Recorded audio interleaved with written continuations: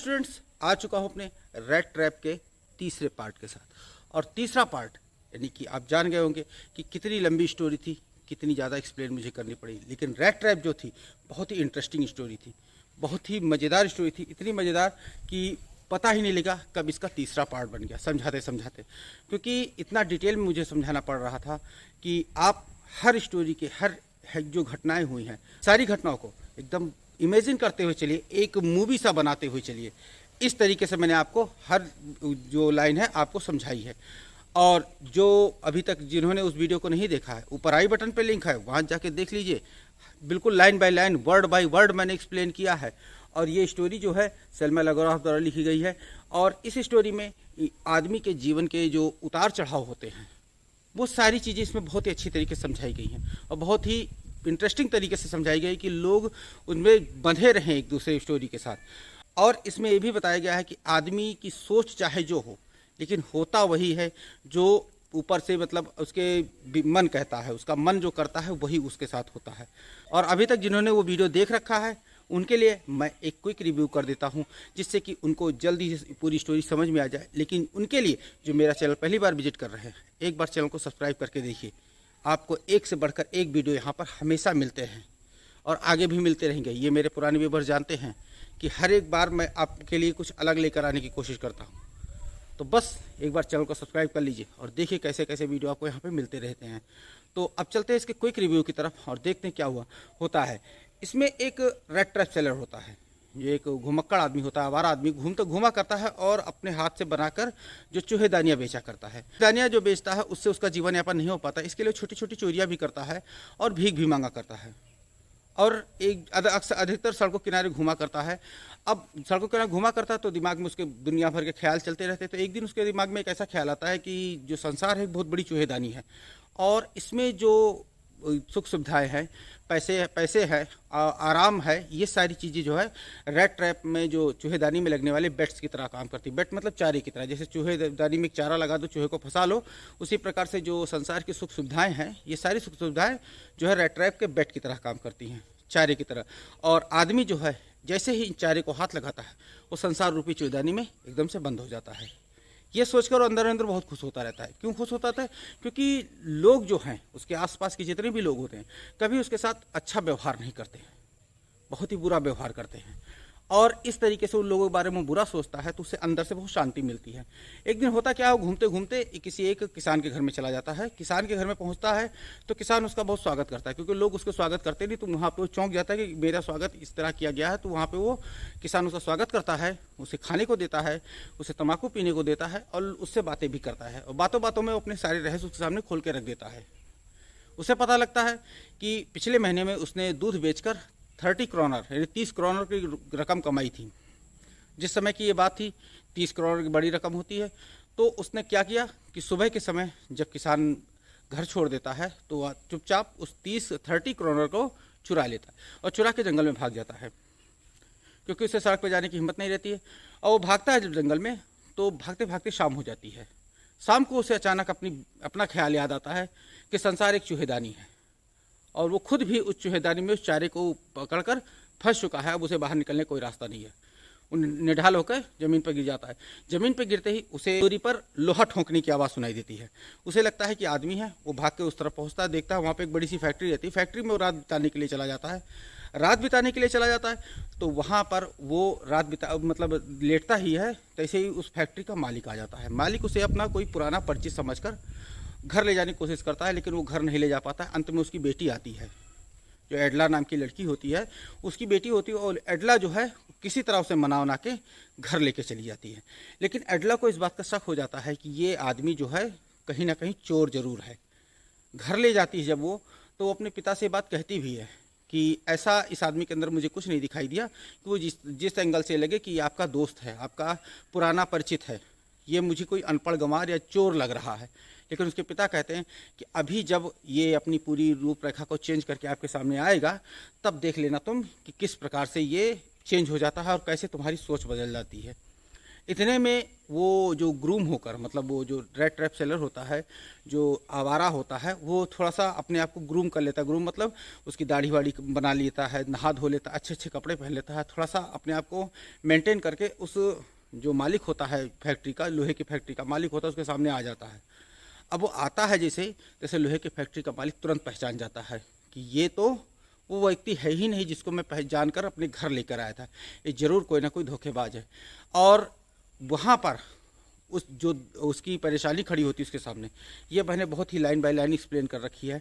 अब इस स्टोरी को अगर विस्तार से जानना है तो ऊपर आई बटन पे दोनों वीडियो लिंक है, वहाँ जाके देख लीजिए, आपको ये स्टोरी एकदम विस्तार से नजर आएगी।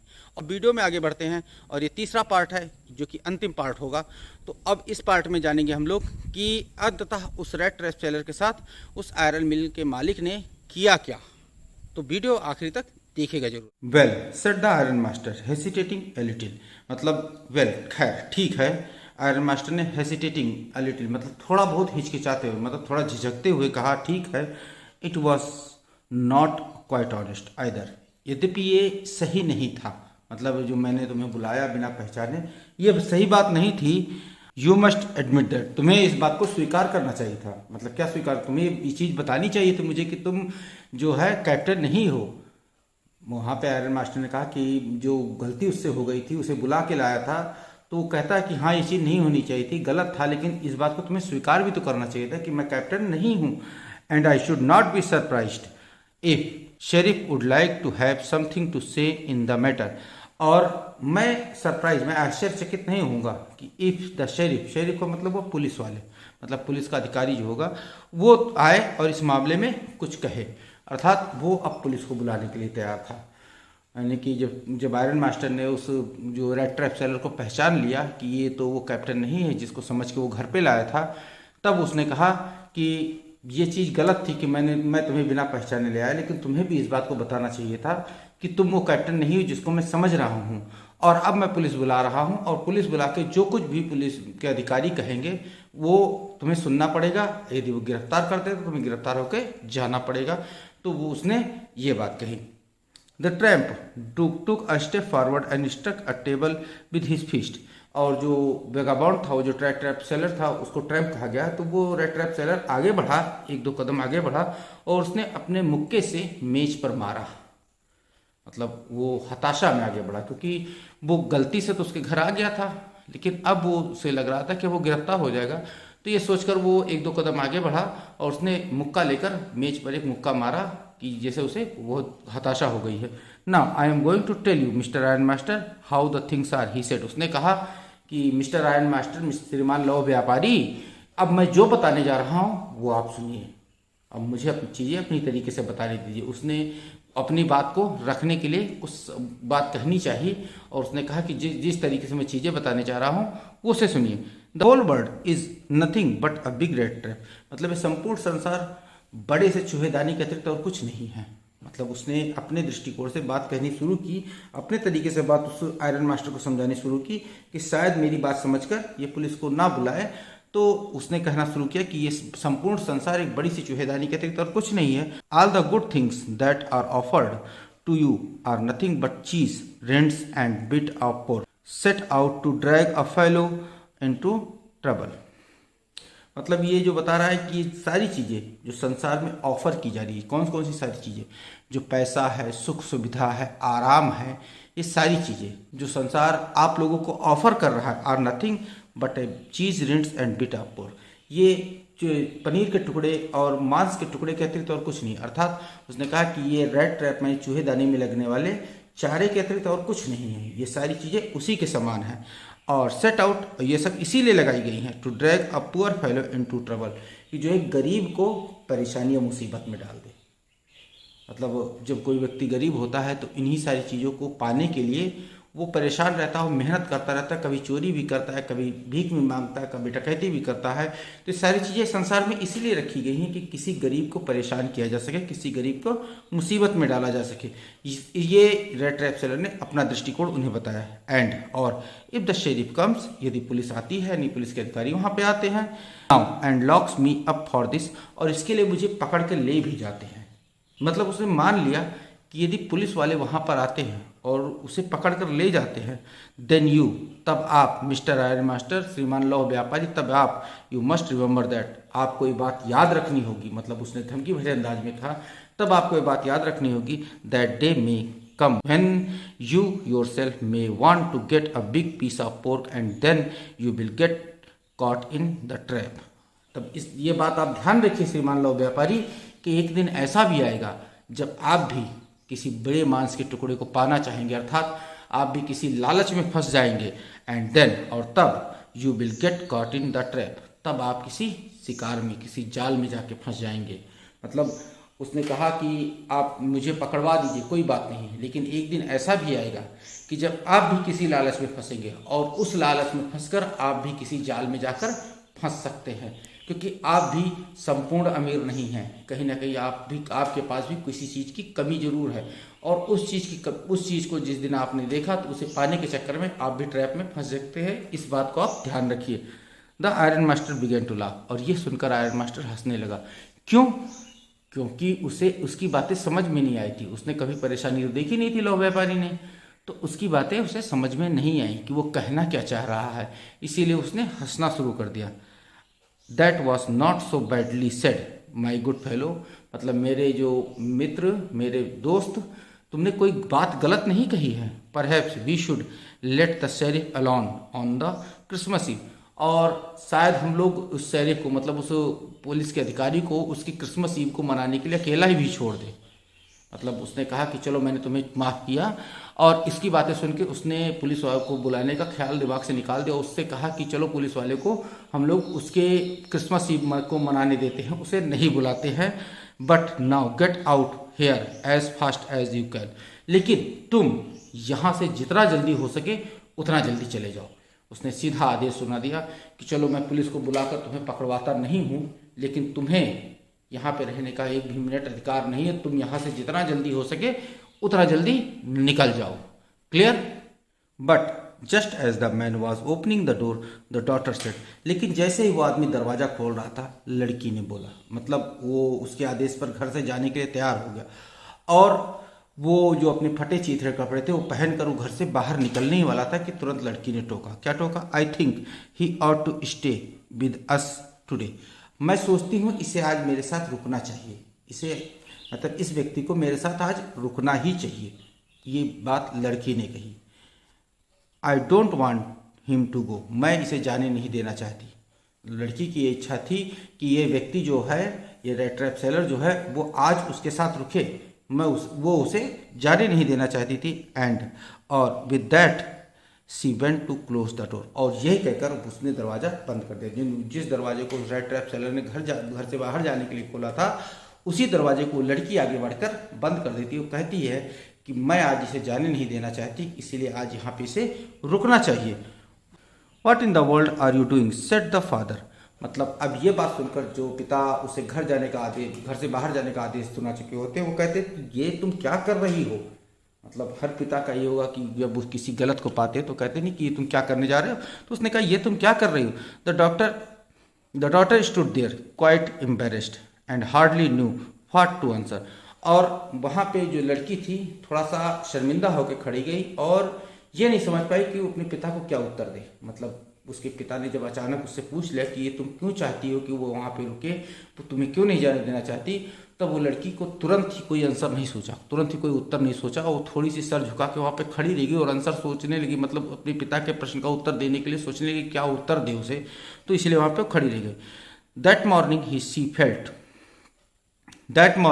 She had felt so happy when she thought now home like and Christmassy she was going to make things for the poor hungry rich, मतलब सुबह से ही वो ज़्यादा खुश थी, सुबह से ही बहुत ज़्यादा खुश थी कि किसी को, मतलब किसी बेघर को, किसी परेशान आदमी को वो क्रिसमस के मौके पर घर जैसा माहौल देगी, और सुबह से उसी की तैयारी में लगी हुई थी। अचानक जब उसका असलियत खुलती है तो तुरंत से जब घर से बाहर जाने का आदेश मिलता है तो वो सह नहीं पाती है, तो इसीलिए वो जाके उसे रोक देती है और अपने पिता के आदेश के विरुद्ध जाके खड़ी हो जाती है। She could not get away from the idea all at once, और अचानक से वो ये विचार एकदम से छोड़ ही नहीं पाती है ऐसा उसने सुबह से एक माइंडसेट बना लिया था कि अब वो ऐसे व्यक्ति की सेवा करेगी, ऐसे व्यक्ति को घर जैसा माहौल देगी, ऐसे व्यक्ति को जो है क्रिसमस उसके साथ सेलिब्रेट करवाएगी जिसने कभी घर के अंदर रहा ही नहीं, जो हमेशा घूमता ही रहता है। ये चीज़ वो लड़की समझ चुकी थी जैसे वो घर लेके उसे आई थी। तो इस चीज आइडिया को तुरंत उसके दिमाग से निकला नहीं और इसीलिए वो अपने पिता के विरोध में जाके खड़ी हो गई। And that was why she had interceded for the vagabond. और इसीलिए उसने जो वैगाबाउंड था, जो घुमक्कड़ था, उसके मामले में हस्तक्षेप किया। मतलब इंटरसेडेड का मतलब हुआ हस्तक्षेप किया। उसने कहा I am thinking of this stranger here said the younger. मतलब उस युवा लड़की ने, युवती ने कहा मैं चाहती हूँ कि ये जो स्ट्रेंजर है वो यहाँ पर रहे। He walks and walks the whole year long. वो पूरे वर्ष चलता ही रहता है, चलता ही रहता है। मतलब वो समझ गई कि पूरे वर्ष चलता ही रहता है, चलता ही रहता है। And there is probably not a single place in the whole country where he is welcome and can feel at home. और मैं नहीं सोचती हूँ कि पूरे देश में, होल कंट्री, संपूर्ण देश में सिंगल प्लेस, कोई भी एक ऐसा स्थान होगा वेयर जहाँ पर ही इज वेलकम, इसका स्वागत किया जाता हो।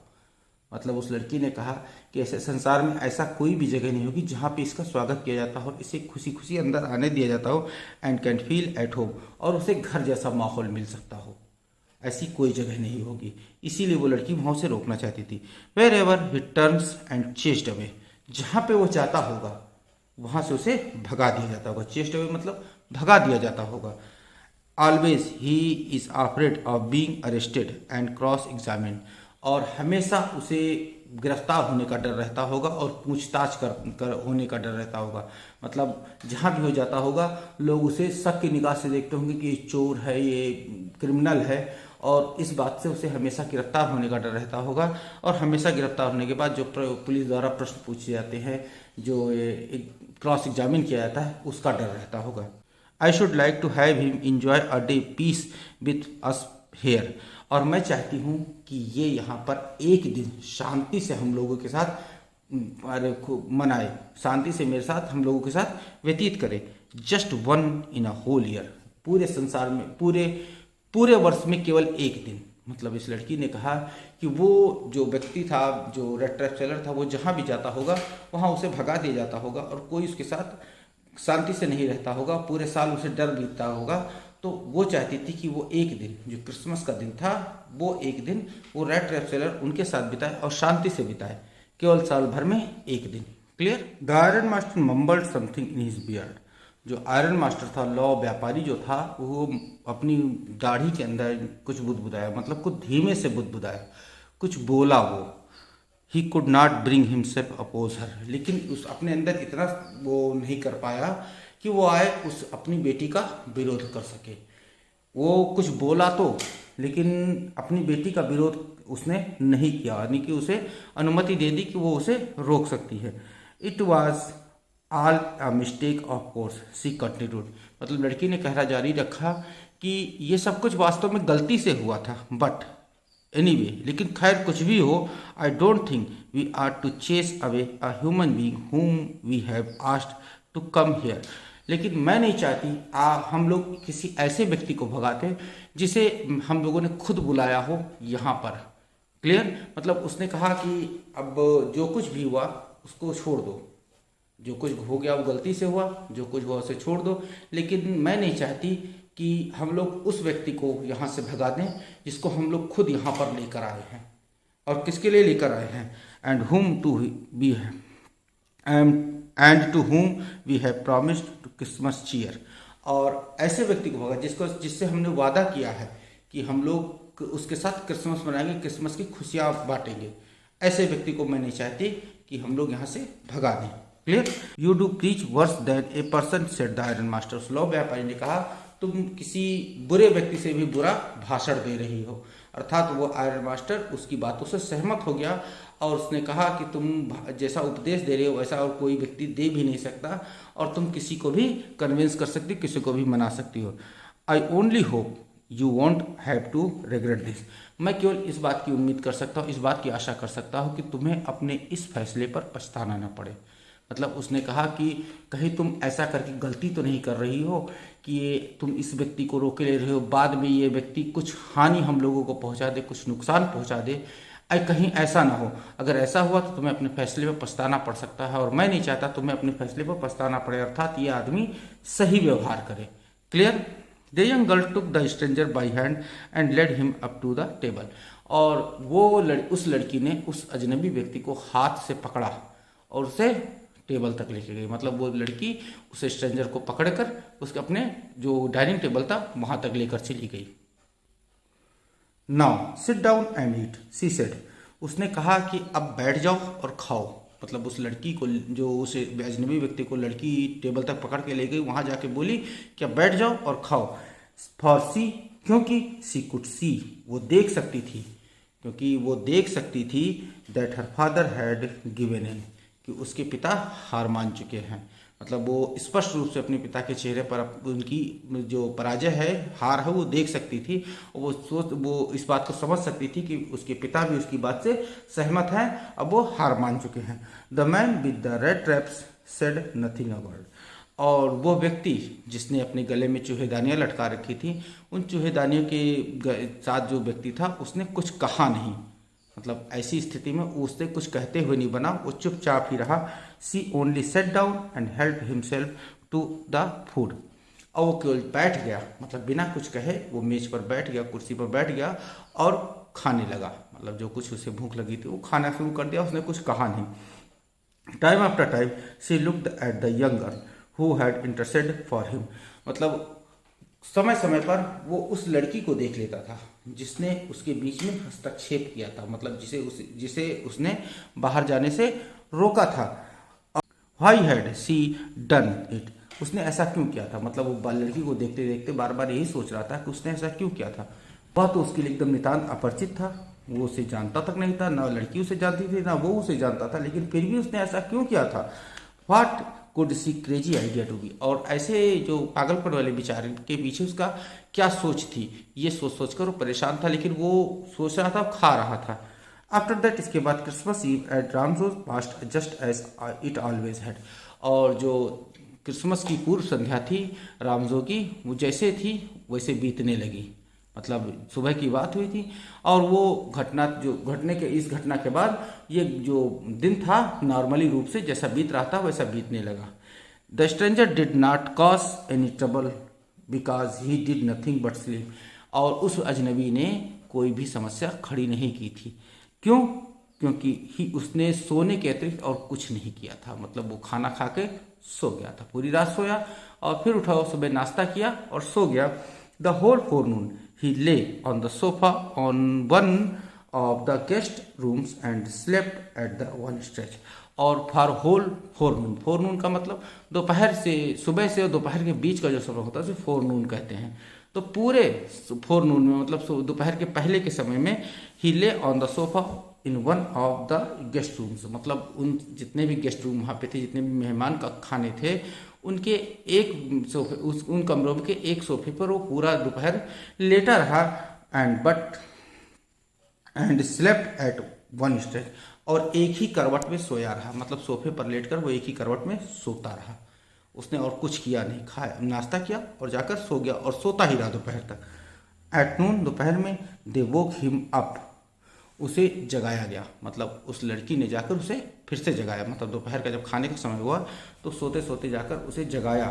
So that he could have his share of good Christmas fair. इसलिए क्योंकि वो चले और अपना जो क्रिसमस का अच्छा सा खाना बना था, भोजन बना था, उस भोजन को कर ले, खाने को खा ले। इसीलिए उसे दोपहर में जगाया। मतलब सुबह से दोपहर तक वो सोता रहा, दोपहर में लड़की पहुंची, उसे जगाया और जगा के कहा कि चलो खाना खा लिया जाए, दोपहर में खाने का समय हो चुका है। But after that he slept again. लेकिन इसके बाद वो फिर सो गया। मतलब वो सोने के अतिरिक्त वहाँ और कुछ नहीं कर रहा था। मतलब दोपहर का खाना खा के वो सो गया। It seemed that though for many years he had not been able to sleep as quietly and safely as at Ramzos। और ऐसा लग रहा था कि जैसे रामजोस, मतलब उस परिवार में वो जितना शांति से, जितना सुरक्षित रूप से सो रहा था, ऐसा पहले कभी वो वर्षों से नहीं सोया था। क्योंकि वो खाने और सोने के अतिरिक्त और कुछ नहीं कर रहा था। जगाया जाता था, खा लेता था और सो जाता था। इसके अतिरिक्त और उसने कुछ भी नहीं किया था। क्लियर। इन द इवनिंग, शाम में, when the Christmas tree was lighted, जब क्रिसमस ट्री जला, क्रिसमस ट्री के जो बल्ब थे वो जलाए गए, दे वोक हिम अप अगेन, उसे दोबारा जगाया गया, उन्होंने उसे दोबारा जगाया।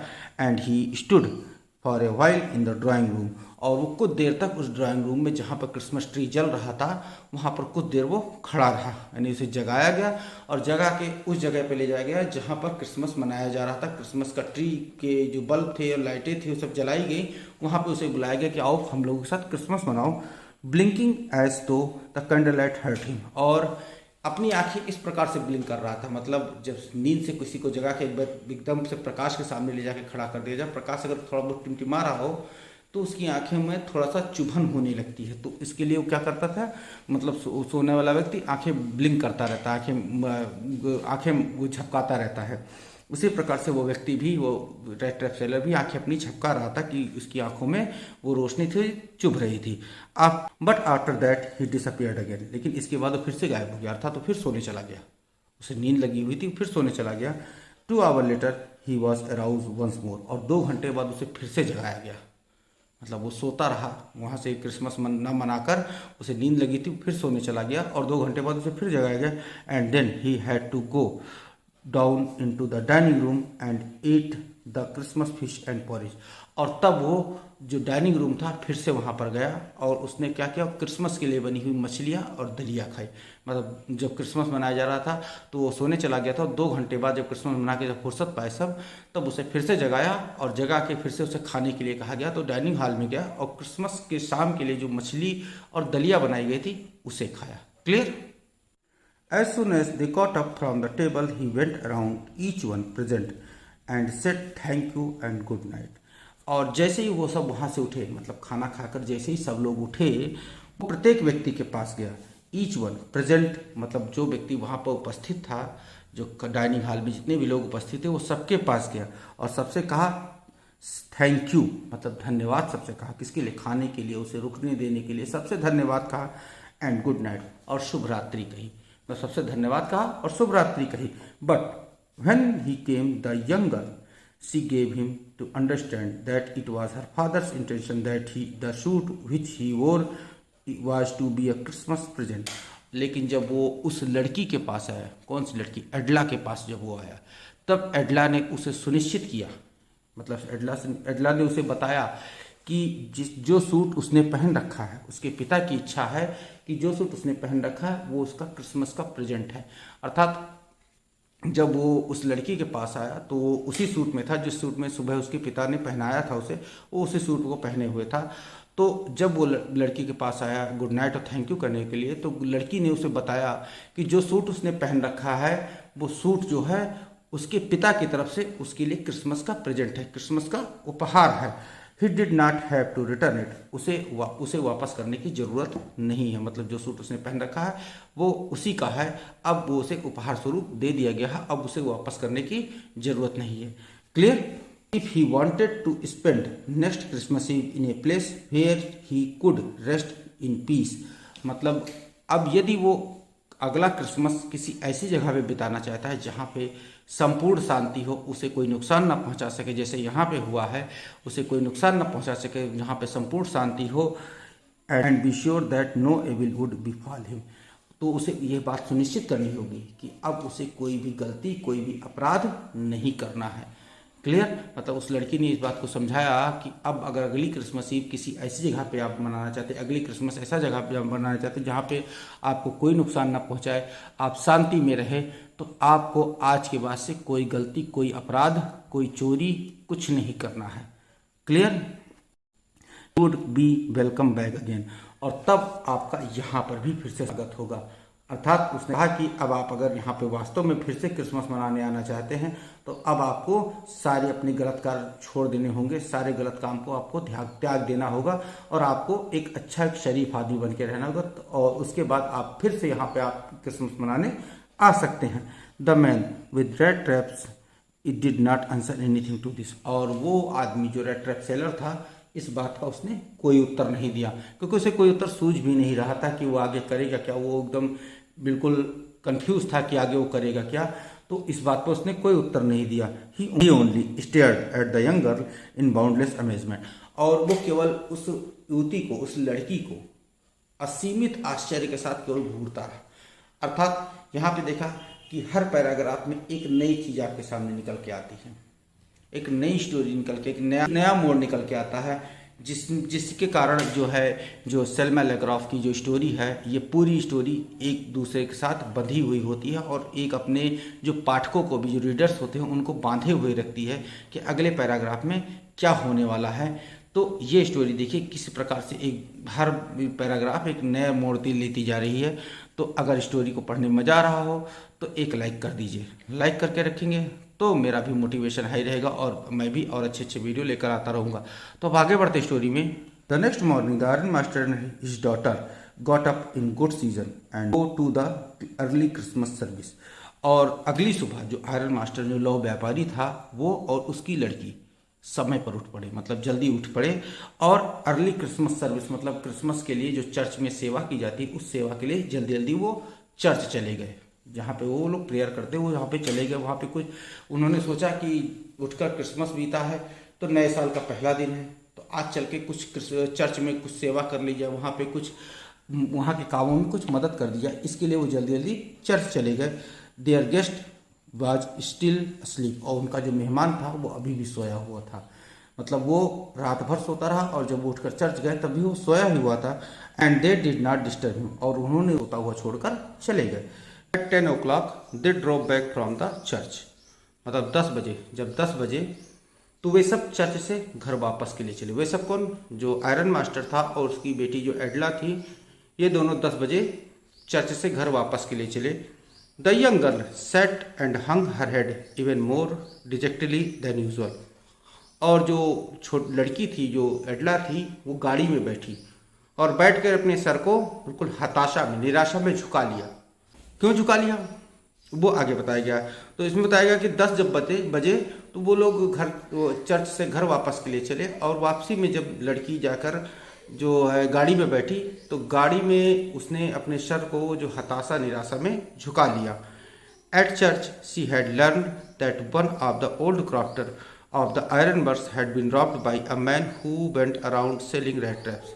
एट चर्च में she had learn that one of the old crofter of the iron bars. मतलब उसे ये चीज़ जानने को मिली कि जो आयरन बर्स में काम करने वाले, लोहे की फैक्ट्री में काम करने वाले जो क्राफ्टर थे, कृषक थे, उनमें से एक हैड बीन रॉब्ड, जो लूट लिया गया है, बाई ए मैन, एक आदमी द्वारा, who went around selling rat traps, जो घूम घूम कर चूहेदानियाँ बेचा करता था, ऐसे आदमी द्वारा लूट लिया गया। मतलब उसे इसलिए उसने अपना सर झुका रखा था क्योंकि उसे इस बात की जानकारी मिल गई थी कि जो व्यक्ति जिसको उसने अपने घर में पनाह दे रखी है, उसी प्रकार के चूहेदानी बेचने वाले एक आदमी ने उसकी आयरन वर्क्स यानी लोहे की फैक्ट्री में काम करने वाले एक क्रॉफ्टर को लूट लिया है। और ये सोचकर उसने अपना सर झुका रखा था कि ऐसे आदमी को उसने अपने घर में पनाह दे रखी है। Yes that's was fine fellow, you let him into the house, said the father. पिता ने कहा कि ये वही है जिसको तुमने अपने घर में शरण दे रखी, पनाह दे रखी है। I only wonder how many silver spoon are left in the cupboard by this time.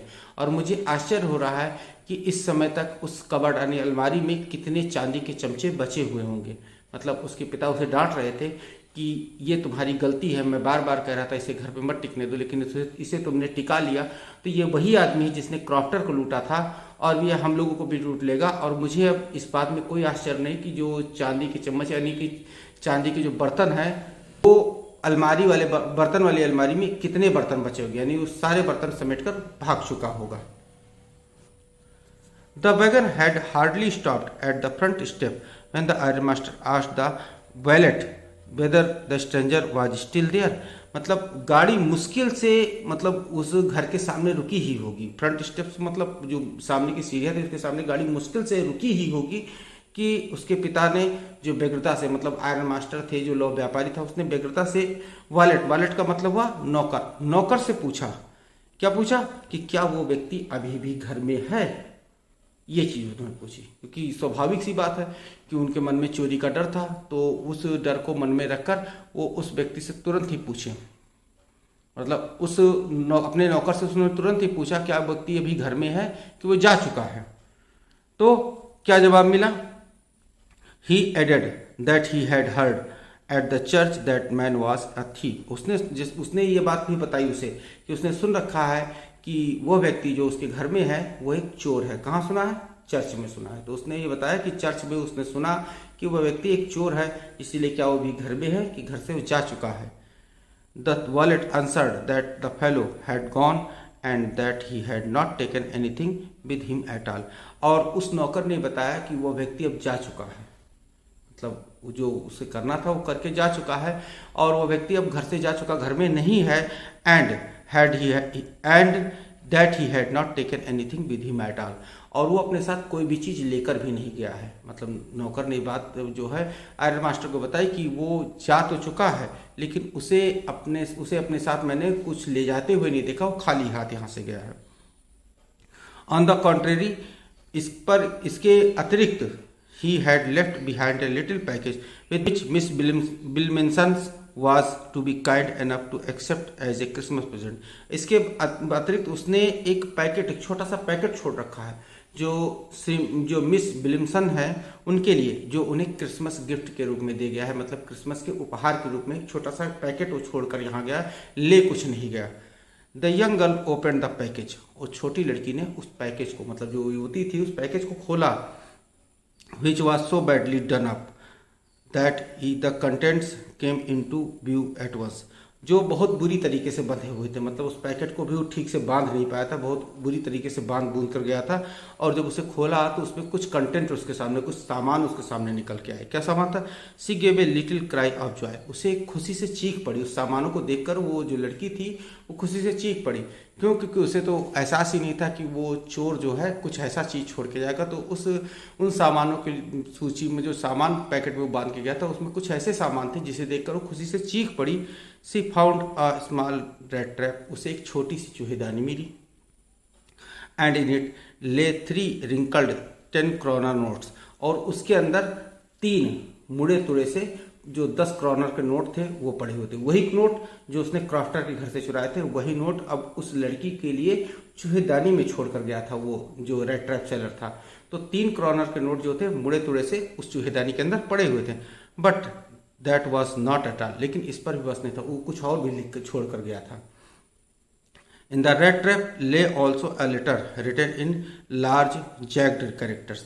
और उस रेड ट्रैप के अंदर में, चूहेदानी के अंदर एक पत्र भी था जिसे बहुत ही अजीब लेटर्स में लिखा गया। जैसे कोई कम पढ़ा लिखा व्यक्ति जब लिखता है तो बड़े बड़े और बहुत ही भद्दे से लेटर वर्ड्स भी लिखता, उसी प्रकार से उसने बड़े बड़े और भद्दे से वर्ड में एक पत्र भी उसमें लिख छोड़ा था। यानी कि जब वो लड़की भागकर पहुंची घर पे उसके पिता, तो उसके पूछा गया तो कुछ लेके गया है, तो उसने बताया, नौकर ने बताया कुछ ले नहीं गया है बल्कि कुछ छोड़ कर गया है जो मिस विलियमसन के लिए है। और वो लड़की जब अंदर जाती है, एडला विलियमसन, तो वो जाके पैकेट खोलती है। पैकेट खोलकर खुशी से चीख पड़ती है क्योंकि उसमें जो सामान रखे हुए थे वो सामान उसकी अपेक्षा के अनुरूप नहीं थे। उसने देखा कि उस पैकेट में एक छोटी सी चूहेदानी रखी हुई। चूहेदानी में 10 क्रोनर के नोट, 3 नोट रखे हुए हैं, वही नोट जो उसने क्राफ्टर के घर से चुराए थे। और उसके साथ साथ उसमें एक चिट्ठी भी रखी हुई थी। चिट्ठी बहुत ही अजीब तरीके से लिखी हुई थी। चिट्ठी में क्या लिखा हुआ था आगे देखिए। ऑनर्ड एंड नोबल मिस, मतलब सम्माननीय और पवित्र जो युवती है उसको सम्मान दिया था। Since you have been so nice to me all day long as if I was a captain. और पूरे दिन आप मेरे साथ इतनी अच्छी रही कि जैसे मैं कोई कैप्टन हूँ। उस जो लेटर में जो कैरेक्टर जो लिखा गया था, उस जो लिखावट का मतलब क्या था वो यहाँ पे लिखा हुआ है कि आप मेरे साथ पूरे दिन, मतलब जो दिन बीता पिछला दिन, उस दिन में आपने मेरे साथ इतना अच्छा व्यवहार किया, इतनी अच्छी रही कि मुझे लगा कि मैं कोई वास्तव में कैप्टन हूँ। I want to be nice to you in return as if I was real captain. और मैं वास्तव में आपके लिए तभी अच्छा होगा जब मैं वास्तव में एक कैप्टन बन के दिखाऊँ, मतलब एक ईमानदार आदमी बन के दिखाऊँ, एक जो अपराध न करने वाला व्यक्ति बन के दिखाऊँ। यही आपके लिए, यही आपका जो सेवा मेरे की है, यही जो आपने मेरे साथ व्यवहार किया है, ये उसके बदले का गिफ्ट होगा। For I don't want you to be embarrassed at the Christmas season by a thief. और मैं नहीं चाहता कि आप इस क्रिसमस के त्यौहार पर किसी चोर द्वारा शर्मिंदा की जाए। मतलब उसने कहा कि अब मैं ये सारे काम छोड़ रहा हूँ और वो नहीं चाहता था कि इतनी अच्छी लड़की को एक चोर जो है उसके क्रिसमस पे ही शर्मिंदा कर दे। वो शर्मिंदा नहीं करना चाहता था, लेकिन उसने कुछ काम ऐसा दिया था। कौन सा काम दिया था? But you can give back the money to the old man on the road side. लेकिन आप इस पैसे को ले जाकर उस जो किनारे, सड़क के किनारे जो बूढ़ा रहता है उस बूढ़े को दे दीजिएगा। अब उसके अंदर इतना साहस नहीं था कि उस बूढ़े को जाकर वो पैसा दे दे, इसलिए वो कहा कि मैं आपको शर्मिंदा नहीं करना चाहता, इसीलिए आप जो ये पैसे हैं वो स्वयं ले जाके उस बूढ़े को दे दीजिएगा। बस आप इस बात को पूरी तरह से कर दीजिएगा। ये उसका पश्चाताप था, ये उसका पछतावा था कि वो जो चोरी उसने की थी उस चोरी को लेकर उसके अंदर बहुत ज़्यादा पछतावा था। Who has the money pouch hanging on the window frame as bet for the poor wanderers? जिसने अपनी खिड़की के जो फ्रेम है उस पर एक पाउच टांग रखा है जो कि बेट है, चारा है। किसके लिए? फॉर पुअर वांडरर्स, जो गरीब घूमने वाले लोग होते हैं, जो गरीब होते हैं उनके लिए वो चारे का काम करता है। जिसने अपने फ्रेम पर कील में एक पाउच टांग रखा है जिसमें वो पैसे रखता है, वो एक चारे का काम करता है गरीब घूमने वालों के लिए। The rat trap is a Christmas present from a rat who would have been caught in this world's rat trap if he had not been raised to captain, but in that way he got power to clear himself। और ये rat trap, ये चूहेदानी एक Christmas का उपहार है। From A rat मतलब एक चूहे की तरफ से क्रिसमस का उपहार है। Who have been caught in this world rat trap, जो मतलब इस संसार रूपी चूहेदानी में फंस तो गया था। If he had not been raised as a captain, अगर उसे कैप्टन ना कहा गया होता, कैप्टन की तरह से ट्रीट ना किया होता, तो वो उस चूहेदानी मतलब संसार रूपी चूहेदानी में फंस चुका था। Because in that way he got power to clear himself. और कैप्टन कहने से उसके अंदर इतनी ताकत आ गई, मतलब उसे कैप्टन की तरह ट्रीट करने से, उसके साथ अच्छा व्यवहार करने से उसके अंदर इतनी ताकत आ गई कि वो इस सब चीज़ को एकदम क्लियर, स्पष्ट रूप से देख सके कि ये चीज़ गलत थी। और उसने जो उसके साथ अच्छा व्यवहार हुआ, जो उस लड़की ने उसके साथ अच्छा व्यवहार किया, उसने इस पत्र के माध्यम से ये बताया, तो अच्छे व्यवहार ने उसे पूरी तरह से बदल दिया है और अब वो अपने आप को कभी इस संसार रूपी चूहेदानी में फंसने नहीं देगा। Clear? Return with friendship and high regard Captain von Stahle. और उसने फ्रेंडशिप और हाई रिगार्ड मतलब फ्रेंडशिप मतलब मित्रवत और बहुत सम्मान पूर्वक लिखा था कि कैप्टन वॉन स्टीले। उसने अपने नीचे एक नाम लिख दिया था, वो कैप्टन वॉन स्टीले, मतलब जो रैट ट्रैप सेलर था उसका, उसने अपना नाम कैप्टन वॉन स्टीले, जो उसके पिता जो आयरन मास्टर थे पहले, उन्होंने जिस नाम को दिया था, जिस नाम के कारण उसका इतना सम्मान हुआ और उस सम्मान के कारण उसने अपनी पुरानी चोर की लाइफ को छोड़ दिया। उसने अपना नाम वही रख लिया कि कैप्टन वॉन स्टीले। क्लियर? तो ये था रैट ट्रैप। इस लेसन में आपको बहुत कुछ सुनने को मिला, बहुत कुछ स्टोरी में उतार चढ़ाव देखने को मिले। उम्मीद करता हूँ ये स्टोरी आपको पसंद आई हो। तो स्टूडेंट, ये था रैट ट्रैप सेलर। ये पूरी स्टोरी बहुत ही इंटरेस्टिंग थी भाई, मुझे तो बहुत मज़ा आई पढ़ाने में। पता नहीं आपको मज़ा आई ना आई। अगर मज़ा आई हो, इस स्टोरी को आपने इमेजिन किया हो, एक मूवी तरह आपके दिमाग में बन गया हो, तो इसी बात पे एक वीडियो को लाइक कर दीजिए। और बहुत सारे स्टूडेंट, जैसा मैं बार बार कहता आया हूँ कि कल्पना कीजिए, इमेजिन कीजिए इस स्टोरी की हर घटना का। उन्होंने इमेजिन किसी ने नहीं किया होगा। तो जिन्होंने इमेजिन नहीं किया है उनके लिए क्वेश्चन आंसर की दिक्कत आएगी। कोई क्वेश्चन आ जाता है, उनके सामने कैसे आंसर उसका देंगे, ये दिक्कत आएगी। तो इसका अगला वीडियो लेक्चर जो आएगा रैट ट्रैप का, ये इसके इंपॉर्टेंट क्वेश्चन पे आधारित होगा। ऐसे इंपॉर्टेंट क्वेश्चन जो एग्जाम के पॉइंट ऑफ व्यू से बहुत ही ज़्यादा जरूरी होंगे। वीडियो को छोड़ने से पहले एक बार लाइक कर दीजिए। लाइक कर देंगे तो मेरा मोटिवेशन हाई रहेगा और मैं भी अगला वीडियो बहुत ही जोश के साथ लेकर आपके सामने आऊँगा। और अगर मेरे चैनल पर पहली बार हैं तो शुरू में ही कहा था सब्सक्राइब जरूर कर लीजिए। सब्सक्राइब करके रखेंगे तो निश्चित ही आपको इस चैनल पे एक से बढ़कर एक वीडियो मिलते रहेंगे। तो अभी लाल वाला बटन दबा के सब्सक्राइब जरूर कर लीजिए और साथ ही साथ बेल नोटिफिकेशन ऑन कर दीजिए, जिससे मेरे आने वाले सारे वीडियो आप तक एकदम टाइम पर पहुंच जाए, एकदम राइट टाइम, जैसे पब्लिश हो तुरंत आप तक पहुंच जाए। तो सब्सक्राइब करके जरूर रखिए। तो मिलते हैं अब रैट ट्रैप के क्वेश्चन आंसर वाले वीडियो में। तब तक के लिए stay tuned with our channel, keep watching, keep learning, take care, thank you and bye bye.